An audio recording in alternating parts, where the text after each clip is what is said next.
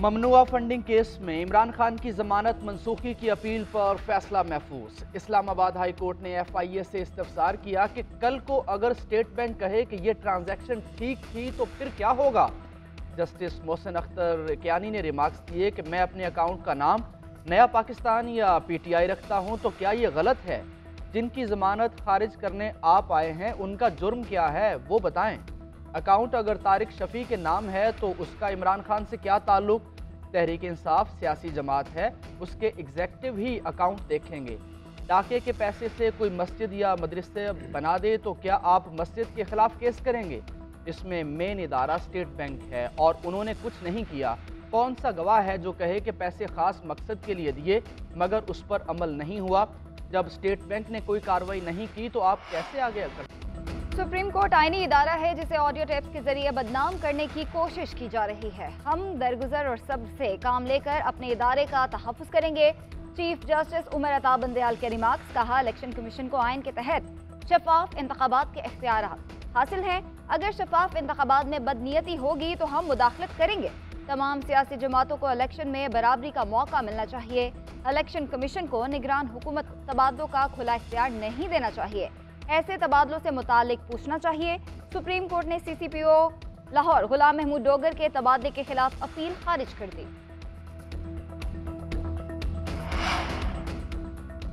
Parliament का मुश्तरका इजलास आज होगा। स्पीकर राजा परवेज अशरफ की ज़ेर सदारत इजलास शाम 4 बजे होगा। अमन व अमान, इंसदाद दहशतगर्दी समेत 8 निकात पर बहस की जाएगी। माशी पॉलिसी, जम्मू और कश्मीर, कौमी इदारों की तकरीन के मामलात पर भी बहस होगी।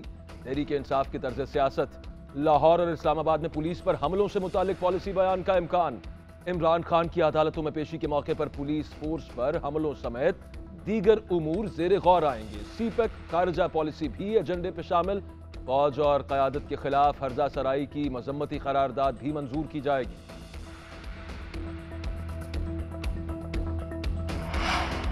पाकिस्तान तहरीक इंसाफ ने पार्लियामेंट के मुश्तरका इजलास का बाइकॉट कर दिया। पार्लिमानी ज़राए के मुताबिक तहरीक इंसाफ का कोई भी रुकने पार्लियामेंट मुश्तरका इजलास में शरीक नहीं होगा। तहरीक इंसाफ ने सेनेटर्स को इजलास में शिरकत से रोक दिया। असद उमर कहते हैं कि आज मुल्क की एक छोटी अक़लियत की नुमाइंदगी करने वाले पार्लिमान में मुल्क की भारी अक्सरियत के बारे में फतवे जारी किए जाएंगे। अक्सरियत की राय को ताकत से दबाने की कोशिश से मुल्क की सलामती को खतरे में डाला जा रहा है।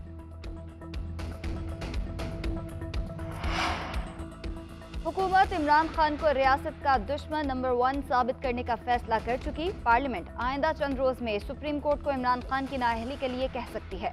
साबिक अमरीकी नुमाइंदा खुसूसी बराए पाकिस्तान ज़ल्मे खलीलजाद का ट्वीट। कहते हैं, इमरान खान की नाअहली का इकदाम सियासी, मुआशी और सलामती बहरान संगीन कर सकता है। उम्मीद है पाकिस्तान की सुप्रीम कोर्ट ऐसे खेल में इस्तेमाल होने से दूर रहेगी। दूसरी जानिब अमरीकी सेनेटर जैकी रोजोन ने लिखा कि पाकिस्तान में बढ़ते हुए सियासी तशद्दुद पर उन्हें तशवीश है। मुल्क की आला अदलिया इसका हिस्सा न बने। इन्होंने सियासी जमातों को कानून की हुक्मरानी और जमहूरियत की पासदारी का मशवरा भी दिया। अमरीकी साजिश और इम्पोर्टेड रजीम की असलियत सामने आ गई। यहूदी लॉबी अपना सूज बचाने के लिए सामने आ चुकी। वजीर इत्तलात मरियम औरंगजेब का ज़ल्मे खलीलजाद के बयान पर रद्द अमल। कहा कि बैनुल अक़वामी लॉबियस्ट पाकिस्तान में खाना जंगी कराने के लिए मुतहर्रिक हो गए हैं। ये ट्वीट उसी मंसूबे की कड़ी है। फॉरेन फंडिंग के मुजरिम के हैंडलर सामने आते जा रहे हैं। फॉरेन फंडिंग का गठजोड़ बेनकाब हो गया। आपकी कठपुतली ने 4 साल इंसानी हुकूक की बदतरीन पामालियां की।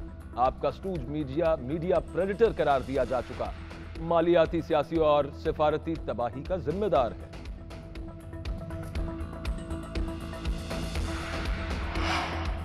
आईने पाकिस्तान सब पर मुकद्दम है। कोई कानून से बालातर नहीं। कोई मुल्क में दहशतगर्दों को पनाह नहीं दे सकता। हम दहशतगर्दों को पनाह दें और शील्ड बनाएं, यह नाकाबिले बर्दाश्त है। तरक्की के दुश्मनों को मुंह की खाना पड़ेगी। अपनी ज़ात को मुल्क के लिए कुर्बान करना पड़ेगा। वज़ीर आज़म कहते हैं कि बदकिस्मती से 4 साल में रत्ती बराबर काम नहीं हुआ। मौका आ गया है कि CPEC को आगे लेकर जाएं। वज़ीर आज़म ने थरपारकर में 1650 मेगावाट के 2 मनसूबों का इफ्तिताह कर दिया।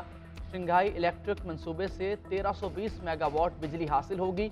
बिजली की मौजूदा पैदावार बढ़कर 3300 मेगावाट हो जाएगी।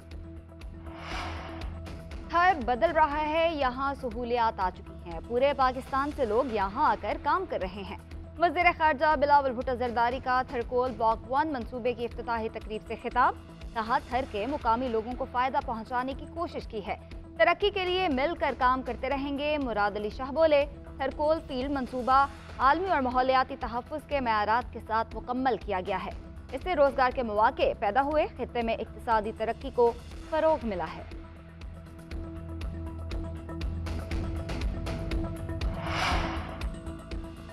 मुल्क की तबाही मुतासिब इलेक्शन कमीशन का होना है। इलेक्शन कमीशन का कानून के मुताबिक दरखास्त पर सिफारिशात देना काम है, मुतासिब क्यों दिखाई दे रहा है। लाहौर हाई कोर्ट के रिमार्क्स, काफली का नोटिफिकेशन जारी करने पर इलेक्शन कमीशन के खिलाफ दरखास्त पर समाअत। अदालत ने चौधरी वजाहत की सदारत के नताइज को रद्द करने का इलेक्शन कमीशन का फैसला मुस्तरद कर दिया। दरखास्त वापस इलेक्शन कमीशन को भिजवा दी। अदालत का इलेक्शन कमीशन के वकील अली इमरान रांझा पर भी बरहमी का इजहार। रिमार्क्स दिए कि आप इलेक्शन कमीशन के वकील हैं, ये तासुर ना दें कि किसी सियासी जमात के वकील हैं। चेयरमैन तहरीक इंसाफ इमरान खान का कारकुनों पर जेर हिरासत तशद्दुद का इल्ज़ाम। ट्वीट किया कि अमजद न्याजी समेत हमारे रहनुमाओं और कारकुनों पर तशद्दुद किया जा रहा है। हसन न्याजी को अगवा किया गया, जमानत मिलने के बाद एक और मुकदमे में झूठा नाम डाला गया। ये शर्मनाक है। मुल्क में जंगल का कानून है। चेयरमैन तहरीक इंसाफ ने मीनार पाकिस्तान जलसे की कामयाबी के लिए इजलास बुला लिया। पंजाब और लाहौर की मरकजी क़यादत शरीक होगी। 26 मार्च को जलसे के इंतजामात के हवाले से टास्क सौंपे जाएं। पीटीआई कारकुनान को हिरासत करने और घरों में छापों के खिलाफ समाअत। लाहौर हाई कोर्ट में सीसीपीओ का कारकुनान की जारी की गई फहरिस्त से इजहार लाताल्लुकी बयान दिया कि हम कोई लिस्ट तैयार की है और ना ही हमने जारी की है। पीटीआई कारकुनान ने हमारी 2 राइफलें छीनी, हमारी गाड़ी को नहर में फेंका गया। बहुत से नामालूम अफराद नामजद हैं। जैसे जैसे शनाख्त हो रही है, कार्रवाई कर रहे हैं। अदालत ने इस्तफसार किया कि सिर्फ ये समझना चाहते हैं कि शहरियों को गिरफ्तार करने से पहले कानूनी तरीका इख्तियार किया जाता है या नहीं। अदालत ने दरख्वास्त जस्टिस तारिक सलीम शेख के रूबरू पेश करने की हिदायत कर दी।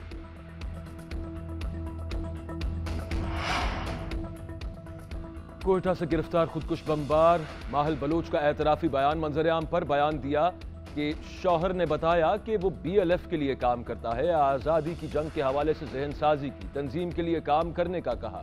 घर के अखराजात का लादम BLF ने उठाए। कई रिश्तेदार भी BLF के लिए काम करते हैं। पुलिस ने पकड़ा तो BLF ने लाताल्लुकी कर ली, जिस पर दुख हुआ। तर्जुमान बलूचिस्तान हुकूमत बाबर यूसुफजई ने कहा कि माहिल को जब पकड़ा गया तो उससे खुदकुश जैकेट बरामद हुई। माओं, बहनों और बच्चियों से दरखास्त करूंगा कि किसी का आलाकार ना बने। ये तंजीमें मासूम लोगों को इस्तेमाल करती हैं। जनूबी वज़ीरिस्तान में दहशतगर्दों का फोर्सेस पर हमला। दहशतगर्दों के खिलाफ ऑपरेशन को लीड करते हुए ब्रिगेडियर मुस्तफ़ा कमाल बरकी शहीद हो गए। शहीद का ताल्लुक इंटर सर्विसेज इंटेलिजेंस से था। दहशतगर्दी के खिलाफ जंग में ब्रिगेडियर मुस्तफ़ा कमाल बरकी ने जुर्रत और बहादुरी की लाजवाल दास्तान रकम की। APS वाक़े के दहशतगर्दों का सुराग लगाने और उनका कला कमा करने में अहम किरदार अदा किया। शहीद ने अहलिया, बेटे और बेटी को सोगवारों में छोड़ा है। वतन की मिट्टी और पूरी कौम अपने इस जर्री बेटे को सलाम अकीदत पेश करती है। पाकिस्तान में जल्जले से नुकसानात की तफसील जारी। NDMA के मुताबिक जल्जले की शिद्दत 6.8। मरकज अफगानिस्तान का हिंदुकुश पहाड़ी सिलसिला था। 3.7 शिद्दत का एक आफ्टर शॉक भी आया। सवाबी, चित्राल, गिलगित बल्तिस्तान में जानी नुकसान हुआ। अस्तोर में लैंडस्लाइडिंग के बायस रास्ता ब्लॉक हो गया। H11 इस्लामाबाद में इमारत को नुकसान पहुंचा। PDMA के मुताबिक खैबर पख्तूनख्वा में जल्जले के बायस 9 अफराद जाँ बहक, 44 अफराद जख्मी हुए। सूबे भर में 19 घरों को जुज़वी नुकसान पहुंचा। PDMA की रिपोर्ट जारी। जिला इंतजामिया, रेस्क्यू और सिविल डिफेंस को अलर्ट रहने की हिदायत कर दी गई। जल्जले के झटके भारत, तुर्कमानिस्तान, काजिकिस्तान, ताजिकिस्तान, उज़्बेकिस्तान और किर्गिज़स्तान, चीन में भी महसूस किए गए।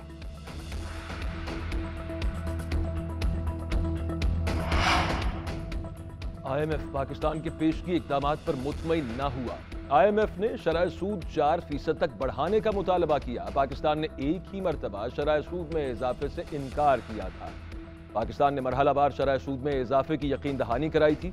ज़राए वजारत खजाना के मुताबिक अब IMF को मुतमईन करने के लिए शरह सूद मजीद बढ़ाई जाएगी। स्टेट बैंक शेड्यूल से पहले 4 अप्रैल को मॉनेटरी पॉलिसी कमेटी का इजलास बुलाएगा। शरह सूद में 2% इजाफे का इम्कान है।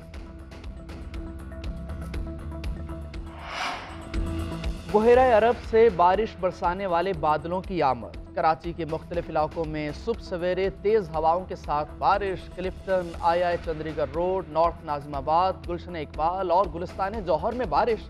औरंगी FP एरिया, आयशा मंजिल, लांजी और मलीर में भी बादल बरस पड़े। छठा, बदीन, हैदराबाद में भी आइंदा चंद घंटे में बारिश का इम्कान। तुरबत, केच, आवारान और गवादर समेत साहिली बलोचिस्तान में तूफानी बारिश और यालाबारी। ओले पड़ने से बागात और फसलों को नुकसान।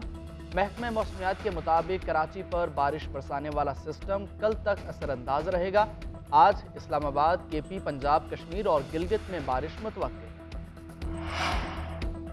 मुफ्त आटे के हुसूल के लिए कतारें मजीद लंबी। लाइन्स में लगे शहरी खार।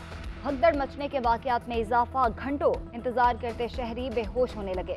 दिहाड़ीदार मजदूरों की काम छोड़कर आटे के हुसूल की तगदो।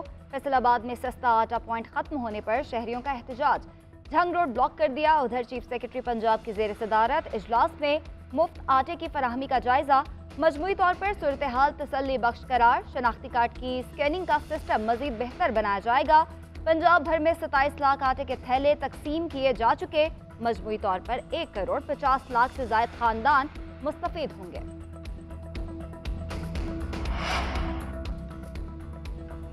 मरकजी रोयत हलाल कमेटी का इजलास आज पेशावर में होगा। सदारत मौलाना सैयद अब्दुल खबीर आज़ाद करेंगे। मरकजी रोयत हलाल कमेटी का इजलास औकाफ हॉल में होगा। माह रमज़ान के चांद की रोयत का फैसला और ऐलान किया जाएगा। मरकजी और जोनल मेंबरान, वजारत मजहबी उमूर और दीगर इदारों के नुमाइंदे भी शरीक होंगे। गैर सरकारी रोयत हलाल कमेटी का इजलास भी आज मस्जिद कासिम अली खान में होगा। मुफ्ती शहाबुद्दीन पोपलजई गैर सरकारी कमेटी इजलास की सदारत करेंगे।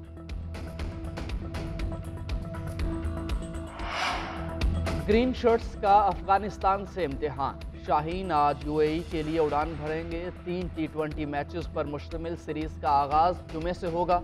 मैचेस 24, 26 और 27 मार्च को शारजा में खेले जाएंगे। पाकिस्तानी दस्ता कल प्रैक्टिस सेशन में हिस्सा लेगा। कोच मोहम्मद यूसुफ निजी मसरूफियात के बायस टीम के साथ नहीं जाएंगे।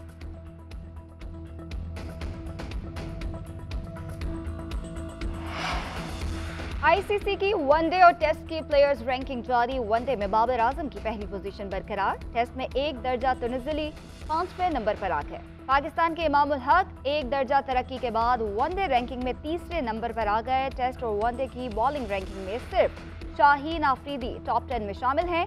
एक रोज़ा मैचेस में उनका नंबर 7वां है, जबकि टेस्ट में उनकी 5वीं पोजीशन।